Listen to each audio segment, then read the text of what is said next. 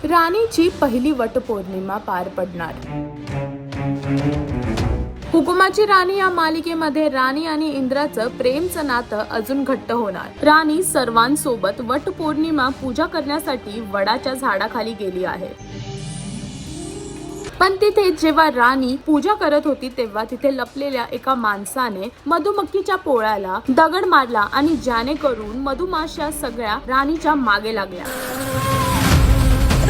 पण तिथेच इंद्रा येतो। राणीला मधुमाशी चावू नये म्हणून तो एक चादर घेऊन आला आहे आणि तिच्या डोक्यावरती चादर टाकून दोघेही वटपौर्णिमा साजरी करतात। वडाची पूजा एकदम सरळपणे पार पाडतात। एवढंच नव्हे तर राणी इंद्राला हे सुद्धा म्हणते की आता आपल्या नात्याच्या मध्ये कोण कधीच येणार नाही, आता आपल्यामध्ये कधीच कोणी येऊ शकत नाही। आणि अशा प्रकारे राणीची पहिली वटपौर्णिमा पार पडली आहे। तुम्हाला राणी आणि इंद्राच्या नात्याबद्दल काय म्हणायचं आहे हे कमेंट करून नक्की सांगा आणि अजून अशी लेटेस्ट अपडेटसाठी टेलीचक्कर रिजनलला सबस्क्राईब करायला विसरू नका।